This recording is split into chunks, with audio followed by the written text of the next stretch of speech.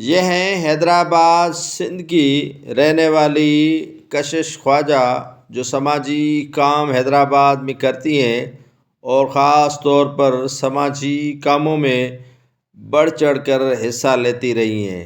کشش خواجہ جو اپنے والدہ کے ہمراہ حیدرآباد کے خواجہ کالونی، جو حیدرآباد جیل کے عقب میں ہے، وہاں رہتی ہے۔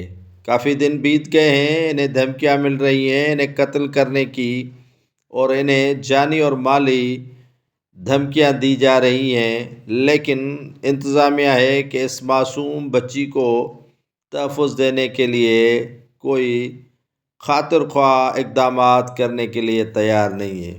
کیا اس سماج میں ہوا کی بیٹیوں کی اس طرح عزت لوٹی جائے گی اور انہیں وہ درندے دھمکیاں دیتے رہیں گے جو خاتون یا خواتین کو اپنی جوتی کی نوک پر رکھنا چاہتے ہیں یا انہیں اپنی پاؤں کی جوتی سمجھتے ہیں؟ یہ جدید دور ہونے کے باوجود بھی خواتین کو وہ عزت اور مقام دینے کے لیے معاشرہ تیار نہیں۔ کشش خواجہ جو سماجی کاموں میں حیدرآباد میں بڑھ چڑھ کر حصہ لیتی رہی ہیں، انہیں دھمکیاں مل رہی ہیں قتل کرنے کی، اور انہیں قتل کرنے کے ساتھ ساتھ کافی اور بھی دھمکیاں مل رہی ہیں۔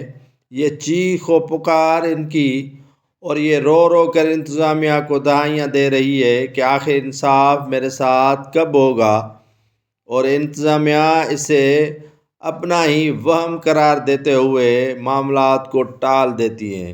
امجد شیخ جو ایس ایس پی حیدرآباد ایک بہادر نڈر ایس ایس پی کے طور پر جانا جاتا ہے، لیکن ان کے ماتحت کام کرنے والے ایس ایچ او دل پتہ نہیں کہاں سے دلالی کھا کر آ گئے ہیں اور اس معصوم بچی کی کوئی داد نہ فریاد سننے کے لیے تیار ہے۔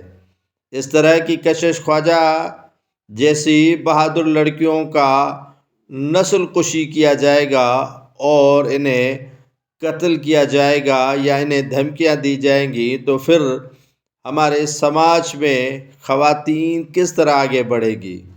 کالج میں وحشی، یونیورسٹیوں میں وحشی، اداروں میں وحشی، تو آخر یہ خواتین اور بچیاں جائیں تو جائیں کہاں؟ سندھ وہ صوبہ ہے جہاں پر خواتین کی عزت کی جاتی ہے، لیکن یہاں کیوں نہیں؟